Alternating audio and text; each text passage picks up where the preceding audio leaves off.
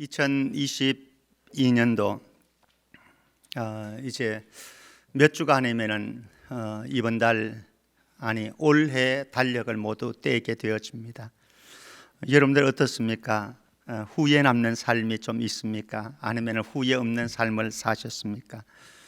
우리는 더 아름다운 동행길을 걷기 위해서 그래서 주님과 더 아름다운 동행을 하고 싶었고, 또 나 자신과도 더 아름다운 동행의 길 걷고 싶었고, 또 우리 주변의 다른 타인과도 아름다운 동행을 하기를 원했고, 세상과도 아름다운 동행을 하기를 원했지만은 여기저기에 군데군데 펑크가 났던 우리의 모습들을 우리는 알고 있습니다. 그러면서도 또 한번 12월 달 한 해를 다 지나기 전에 점검해 볼 필요성은 있다라고 생각을 하고요.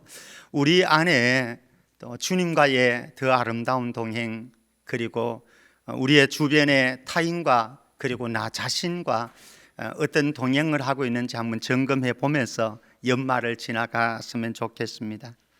언젠가 이런 뉴스가 방송되었다고 합니다. 저는 직접 보지는 못했습니다만은 코로나 바이러스 감염 예방을 위해서 지하철 매표소 옆에다가 일회용 마스크 1000장을 두었다고 합니다.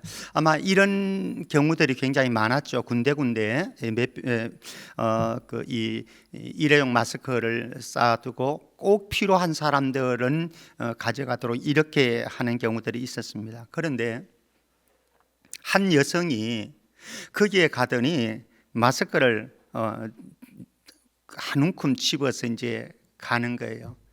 요 광경을 방송 기자가 지켜보았습니다. 그래서 방송 기자가 그 여성에게 다가갔습니다. 왜 그렇게 마스크를 많이 가지고 가십니까? 꼭 필요한 사람들 한 장씩 이렇게 가져가도록 그렇게 했는데 왜 그렇게 하십니까? 라고 물었더니 그 여성분이 대답하는 걸작의 대답입니다. 교회에서 쓰려고요. 어쨌든 교인들을 위해서 쓰려고 하는 건 좋습니다만은 이게 방송으로 방송이 됐다고 그래요. 그러니 여러분들 한번 상상을 해 보십시오. 그 방송을 보았던 사람들이 교회를 과연 어떻게 생각할까? 예수쟁이들을 과연 어떻게 생각할까? 이 여성은 교인들을 위해서 한다고 했지만 전혀 하나님의 영광을 가리웠고 교회를 위한 것이 아니었죠. 우리가 살아왔던 날들 다시 한번 점검해 보십시다. 우리는 잘 살아왔다고 생각할 수 있습니다. 우리는 하나님의 영광을 위해서 살아온다고 생각했을 수도 있습니다.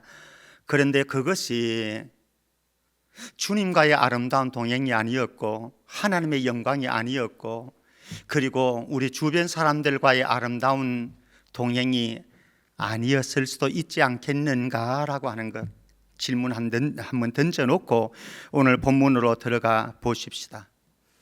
제자들이 원하는 것, 그것은 어쩌면 우리가 원하는 것 아니겠는가 생각을 합니다. 오늘 35절 말씀에 보면은 야고보와 요한의 형제, 예수님의 제자이지요. 혈육의 형제입니다. 그러면서 예수님을 따라 나섰습니다. 이들이 예수님께 나와서 이렇게 말합니다. 35절 말씀 보십시오. 세베대의 아들 야고보와 요한이 주께 나와 여짜오되 선생님이여 무엇이든지 우리가 구하는 바를 우리에게 하여 주시기를 원합니다. 우리가 원하는 소원하는 것, 우리가 간구하는 것 우리에게 허락해 주십시오. 예수님께서 36절에 대답합니다. 내가 너희들에게 무엇을 해주기를 원하는데? 라고 질문을 했습니다. 그랬더니 야고보와 요한은 주저하지 않습니다. 그리고 대답합니다. 37절 말씀에 보면은요, 여짜오되 주의 영광 중에서 우리를 하나는 주의 우편에 하나는 주의 좌편에 앉게 해 주십시오. 우리나라 말로 하면은 뭡니까? 영의정 자리에 앉게 해 주시고 좌의정 자리에 앉게 해 주십시오. 두 형제 다 해먹겠다고 하는 얘기 아니겠습니까? 그런데 이 얘기를 듣고 있던 다른 제자들의 반응도 한번 보실래요? 아마 야고보와 요한처럼 이렇게 속내를 드러내지는 않았지만은요, 그런데 다른 제자들의 마음속에도 야고보와 요한이 원했던 것하고 똑같았던 것 같아요. 41절 말씀 보십시오. 열 제자가 듣고 야고보와 요한에 대하여 화를 내거늘. 사랑하는 성도 여러분, 질문 던져보겠습니다. 여러분들이 예수님을 쫓아가는 목적이 무엇입니까? 예수님을 믿고 예수님을 따라가면서 예수님과 한 걸음 한 걸음 동행해 가면서 정말로 여러분들의 내면에서 원하는 것이 무엇입니까? 어쩌면 주의 영광의 날에 영광의 날이 있을 것을 바라본 것은 소중합니다. 그러나 그 날에 나에게 영의정 자리 주십시오, 좌의정 자리 주십시오 라고 하는 우리의 속내.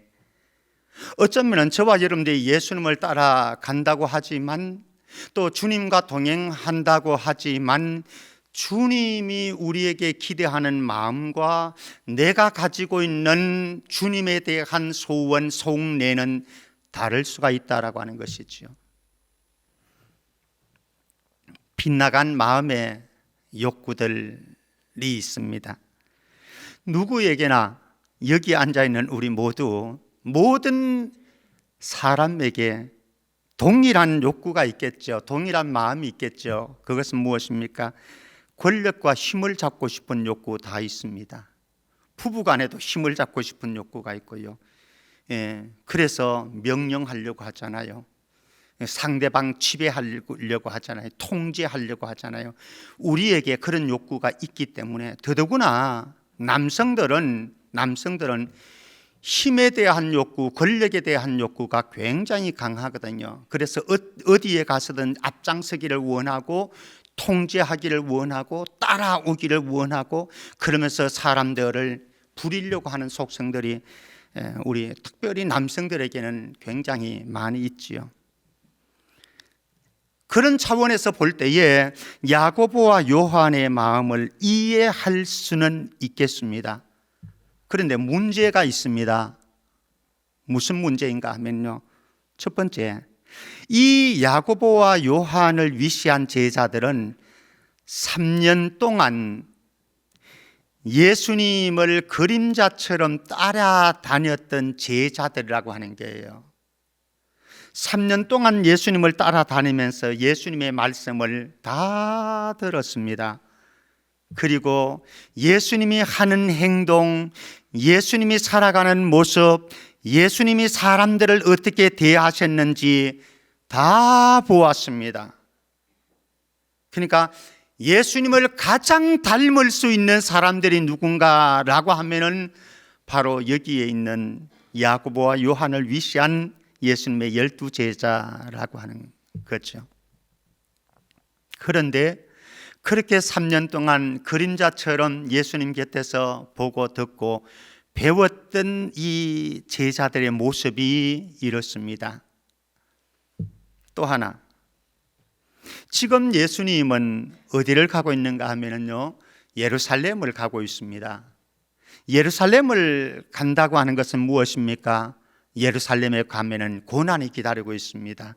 십자가의 죽음의 길이 기다리고 있습니다. 마지막 1주간 예수님은 고난을 받으시고 십자가의 죽음의 길을 걸으시는 그 길입니다. 그 길에서 제자들은 이런 다툼하고 있는 거예요. 그러니 예수님의 마음 오죽하겠습니까? 지금 제자들은 예수님을 3년 동안 따라다녔지만, 그리고 예수님이 지금 마지막 길을 걸어가고 있지만 제자들은 예수님의 마음을 전혀 몰랐다라고 하는 거죠. 빗나간 마음의 욕구를 가지고요, 예수님을 따랐고 제자의 길을 걸었습니다. 그리고 그들 3년 동안 내내 잘못된 메시아관을 가지고 예수님을 추종했고 자기식으로 예수님을 따랐음에 분명했던 것 같습니다. 사실 예수 믿는다고 하는 것이 무엇입니까? 예수님을 알고 예수님을 내 인생의 주인으로 받아들였고 예수님을 인정함으로 내 삶에 예수님께 신뢰를 하면서 내 삶을 그분에게 의탁하고 예수님을 닮아가기로 작정하고 그 속에서 예수님의 마음 간직해서 한 걸음 한 걸음 주님의 마음을 실천하면서 살아가는 것, 이게 예수 믿는 것 아니겠습니까? 그런데 저도 그렇고 여러분들도 그렇고 여기 있는 제자들도 그렇고 우리가 오래도록 예수를 믿었지만은 예수님을 따른다고 했지만은 예수님을 안다고 했지만은 사실은 나의 마음과 예수님의 마음이 너무 먼 거리에 있을 때가 굉장히 많이 있는 거죠. 우리를 바라보시는 주님의 마음이 어떨까? 아니, 우리가 우리끼리를 서로 바라볼 때에도 어떤 마음이 듭니까? 저 사람이 정말로 예수 믿는 건 맞기는 맞아? 이런 생각이 들 때도 일어나는 거죠. 왜? 예수를 믿는다고 하지만 내 안에 예수님이 표출되어지지 않는 거예요. 예수님이 보여지지 않는 거예요. 요셉은 하나님과 동행하는 사람이었기 때문에 그 집안에서 하나님이 함께 하심이 그 집안 사람들에게 보여졌다라고 그러거든요. 그런데 우리는 예수를 믿는다고 하지만 예수님이 내 마음속에 계신다고 하지만 우리의 가정 속으로 들어가면서 가정생활을 하면서 남편에게, 아내에게, 자녀들에게 예수님이 표출이 안 돼요. 보여지지 않아요. 내 삶을 통해서, 내 마음을 통해서, 내 말을 통해서. 우리는 이웃 관계 속에서 탄생하신 예수 그리스도를 말로서 전하는 것보다 더 강력한 전파는 무엇인지 아십니까? 우리 가운데 계신 이 예수님을, 예수님의 마음을 우리의 삶을 통해서, 우리의 모습을 통해서 그들에게 보여주는 것 아니겠습니까? 한희택 목사님이라고 하는 분이 계십니다. 그분이 예수의 형제 야고보 장로의 영성이라고 하는 책을 썼는데 그 책에 이런 내용의 에피소드가 있습니다. 에피소드라고 하기보다는 어쨌든 그의 경험인데요. 어느 날 목사님이 기도원을 가셨다가 기도원에서 내려오는 길이었습니다. 그런데 그 내려오는 길에 길 옆에 이제 이 밭이 있는데 그 밭에는 어떤 할아버지가 고추도 심고 상추도 심고 여러분들이 농사하는 그런 여러 가지 이제 야채들을 심고 그렇게 하는 할아버지가 계셨습니다. 그 할아버지가 일을 하고 있다가 기도원을 갔다가 내려오는 이 목사님을 보고 처음 보는 분인데도 불구하고 예수 믿는 사람들을 막 비난하면서 욕을 합니다. 화를 냈겠지요. 이놈들, 이 도둑놈들, 이놈들도 아니고 이 도둑놈들 예수를 믿지나 말지라고 하면서 그의 입에서는 기독교인들, 특별히 기도원을 갔다가 내려오는 사람들에 대한 독설이 뿜어져 나오기 시작했습니다. 목사님이 같은 예수쟁이들인데요, 그죠? 같은 교인들이 그런 평가를 받고 그런 비난을 받고 그러니까 좀 마음이 불편했겠죠. 그래서 할아버지에게 물었습니다. 할아버지, 왜 그러십니까? 왜 그렇게 기독교인들을 욕하고 비난하십니까? 라고 했더니 이유는 간단합니다. 이미 여러분들이 눈치챘을 상황. 이유는 그거예요.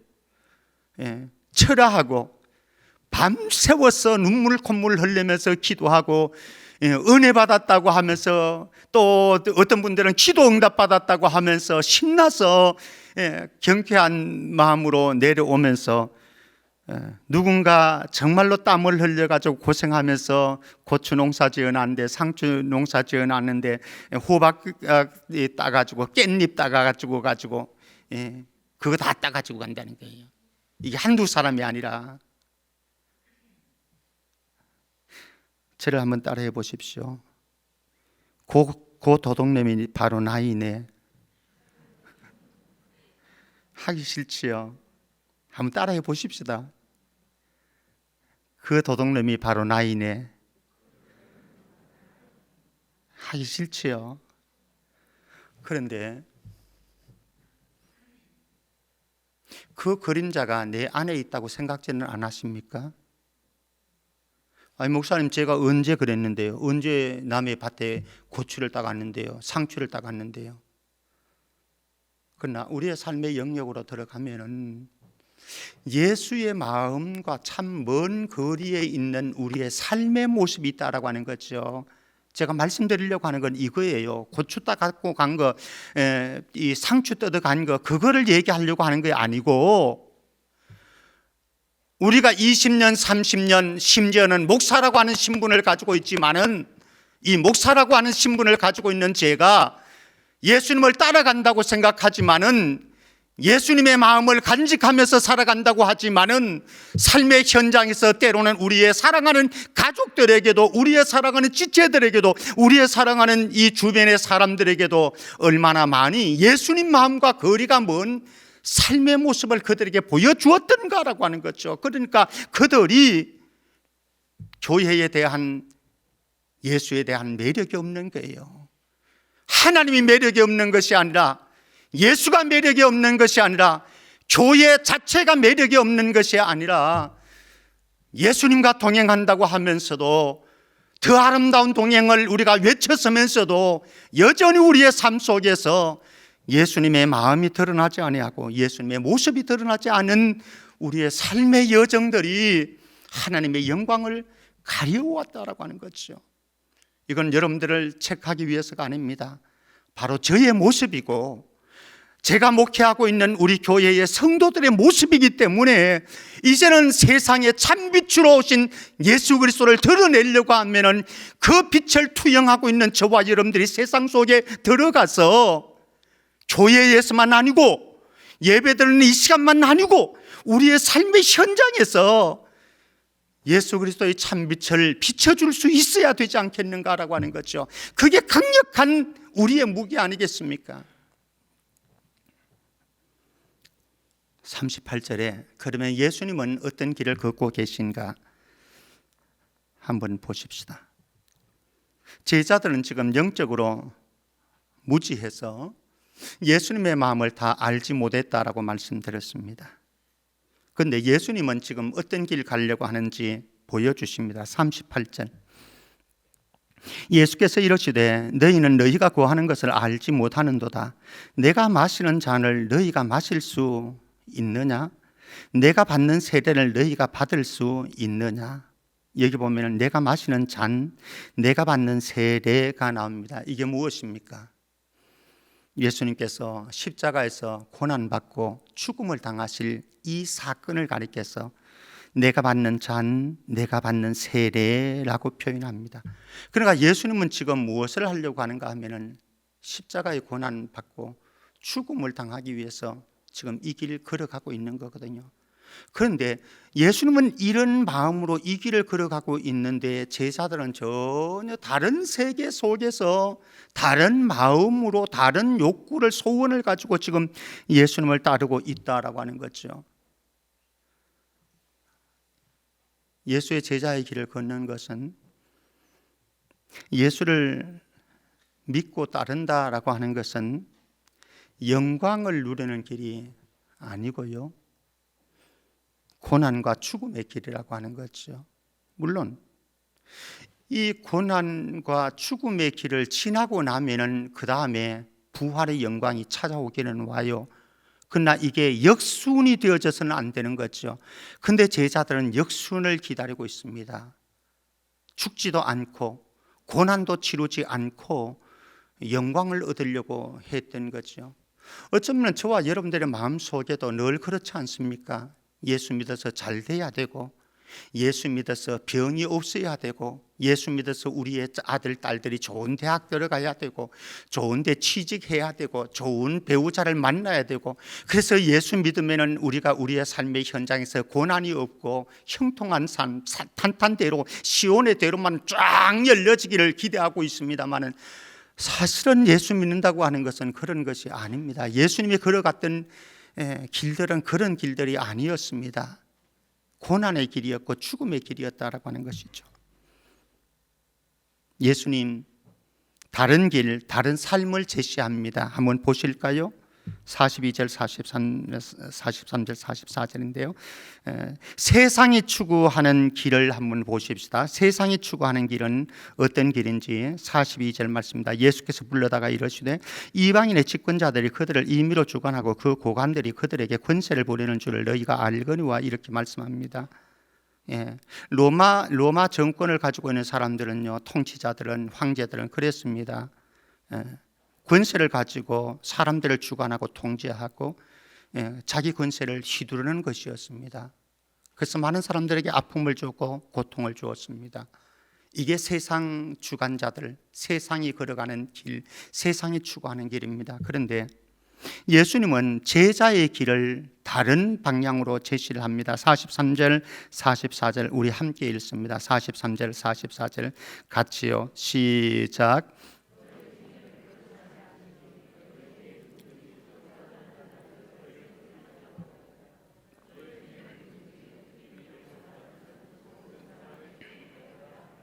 크고자 하는 욕구 우리 모두에게 있습니다.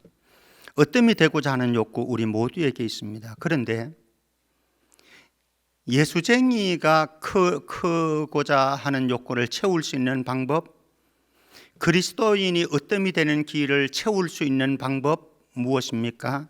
예수님은 섬기는 자가 되고 모든 사람들의 종이 되어라 말씀을 합니다. 예수님께서 이 길을 보여주기 위해서 성탄하셨습니다. 45절 말씀입니다. 45절 같이 읽습니다. 시작. 인자가 온 것은 섬김을 받으려 함이 아니라 도리어 섬기려 하고 자기 목숨을 많은 사람의 대속물로 주려 함이라. 예수님이 오신 목적, 성탄하신 목적이 여기에 있다라고 하는 거죠. 자기 모든 것을 내어주기 위해서, 그래서 많은 사람을 대속하기 위해서, 그래서 예수님께서는 이렇게 오셨습니다. 저와 여러분들의 마음속에 이 예수 그리스도의 마음이, 성탄하신 예수 그리스도의 마음이, 십자가 길을 걸어가신 예수님의 마음이 가득 부어지기를 주의 이름으로 축복합니다. 세상은요 예수를 보여주는 그리스도인들을 기다리고 있고요, 세상은요 예수를 생각나게 하는 성도들을 기다리고 있습니다. 고함 지르면서 예수 믿으라고 외치는 것보다 내가 있는 그 자리에서 예수님을 보여줄 수 있는 그 사람, 예수님을 생각나게 할 수 있는 그 사람. 전북 김제에 가면은 금산교회라고 있죠. 우리 권사님들 예전에 오래전에 금산교회 한 분 갔던 기억이 있습니다. 거기에 가면 조덕삼 장로님이라고 하는 분이 예전에 계셨습니다. 초기에. 이 조 장로님은 미국 데이트 선교사의 전도를 받고 예수님을 믿었습니다. 그리고 조덕삼만 믿은 것이 아니라 온 가족이, 그리고 집안에 있는 모든 하인들도, 부자였거든요. 하인들도 다 예수를 믿기 시작했습니다. 이 집에는 이자익이라고 하는 머슴이 살고 있었습니다. 이자익이라고 하는 이 사람은 경상도 출신이었습니다. 그런데 어릴 적부터 부모님을 여의고 고아로 자라났습니다. 그래서 허기를 면하기 위해서 당시의 곡창지대인 김제로 무작정 가출을 했습니다. 그래서 김제에 가가지고 누구를 만났는가 하면은 조덕삼이라고 하는 이 나중에 장로가 됩니다만은 이 조덕삼을 만나게 되어지는 거죠. 그래서 이 조덕삼은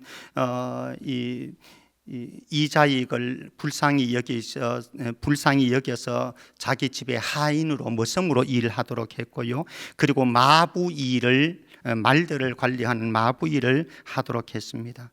이자익은 참 성실한 사람이었습니다. 그래서 열심히 주인을 섬겼고 자기에게 맡겨진 일을 충성스럽게 섬겼습니다.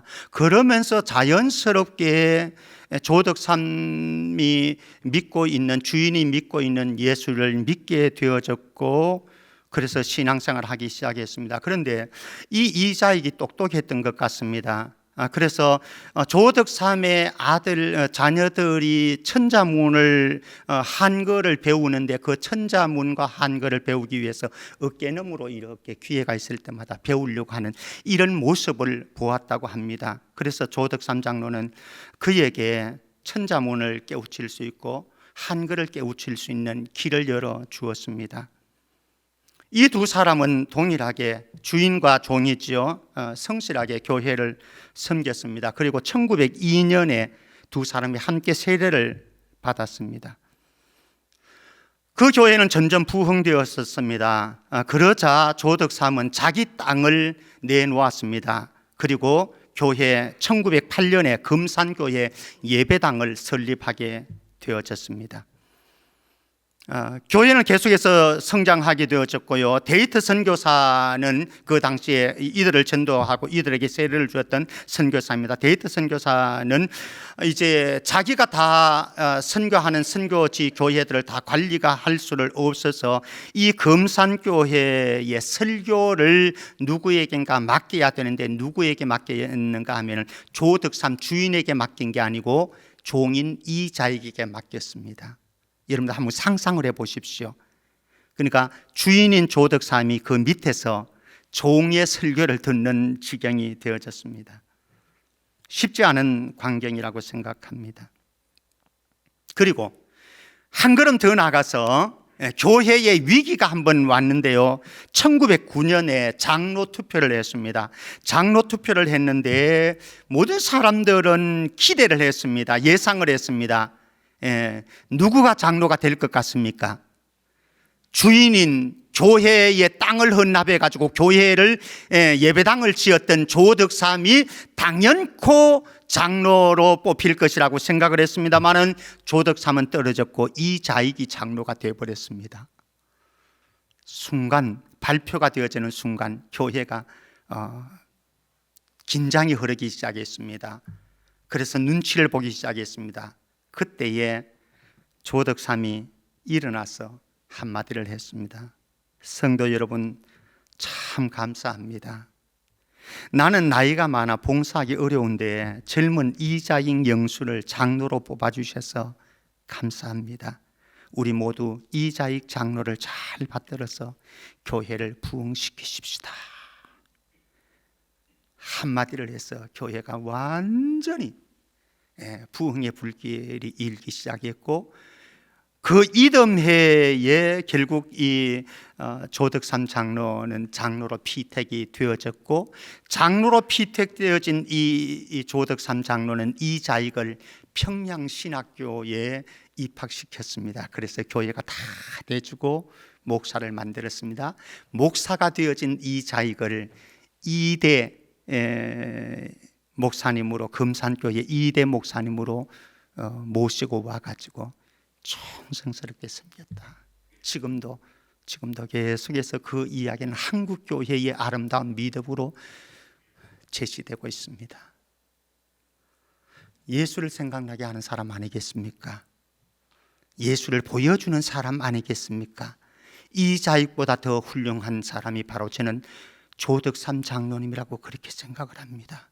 사랑하는 성도 여러분, 정말 우리가 동행하는 이 예수, 우리가 닮아가고자 하는 이 예수가 우리의 삶의 현장에서 우리의 주변의 사람들에게 보여질 수 있고, 그래서 사람들이 나를 바라볼 때에 예수를 생각하는 사람들, 그리스도인들 다 되어지기를 주님의 이름으로 축복합니다.